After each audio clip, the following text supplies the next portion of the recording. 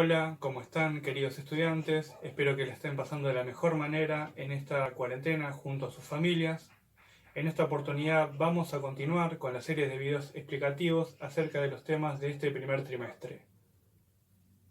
Los temas que vamos a ver en esta serie de videos van a ser el comienzo histórico de la filosofía y los hechos que propiciaron la aparición de la filosofía como un conocimiento en la historia, y la relación entre la filosofía y la ciencia. Vamos a ver cómo en un principio ambos eran un solo conocimiento y cómo en determinado momento de la historia se terminan separando, dividiendo, y vamos a ver las similitudes y diferencias que mantienen hasta el día de hoy filosofía y ciencia. Pues bien, comencemos. Lo que vimos en el último video eran los orígenes de la filosofía, es decir, aquellos motivos que nos llevan a filosofar y que según Karl Jaspers eran el asombro, la duda y las situaciones límites. Esto quiere decir que hasta el momento lo que hemos visto es la filosofía más bien como actitud, es decir, como una forma de responder a los interrogantes cotidianos que nos surgen. Lo que vamos a ver a partir de esta serie de videos es la filosofía más bien como conocimiento, la filosofía como un tipo de conocimiento que tuvo su aparición en determinado momento de la historia y en determinado lugar. Ahora bien, hay que hacer una aclaración, y es que la filosofía como tal existe desde que el primer ser humano existió y va a desaparecer junto con la raza humana. Es decir, que el acto de filosofar es intrínseco a la condición del ser humano. Dicho de otro modo, desde el primer momento en el que el ser humano se asombró, se admiró del espectáculo del mundo que lo rodeaba, o empezó a cuestionarse aquella respuesta que había dado acerca de los fenómenos, o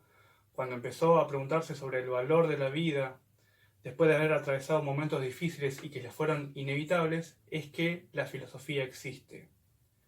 Pero cuando hablamos del comienzo histórico de la filosofía, a lo que nos referimos es a ese momento preciso en la historia en que la filosofía surge como un conocimiento sistematizado, metódico y totalmente racional que intenta dar respuestas a los grandes interrogantes del hombre.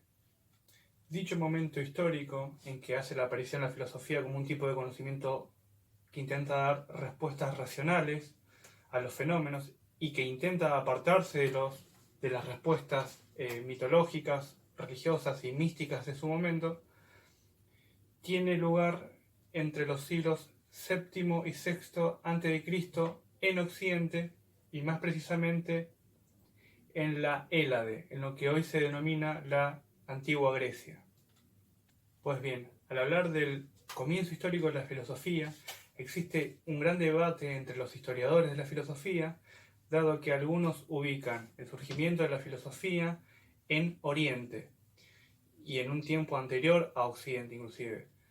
y lo identifican con doctrinas como el confucianismo, el budismo o el taoísmo. La gran mayoría de los historiadores de la filosofía tienden a rechazar este origen oriental, este comienzo de la filosofía en Oriente, mejor dicho, dado que dichas doctrinas como el confucianismo o el budismo tienen todavía elementos mitológicos en sus respuestas acerca de la realidad. Es decir, son doctrinas todavía que no salen del pensamiento mítico. Y la filosofía, como tal, es una respuesta totalmente racional de la realidad. Entonces, ¿por qué ubicar el surgimiento histórico de la filosofía en Occidente y más precisamente en la sociedad griega de los siglos VII y VI a.C.?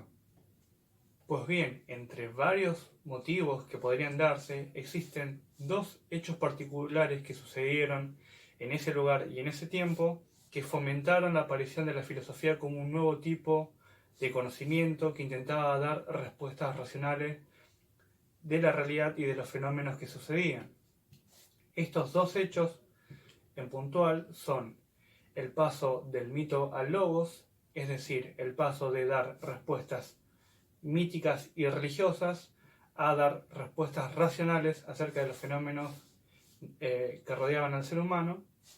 y el otro es el surgimiento de la polis griega, es decir, el paso de la sociedad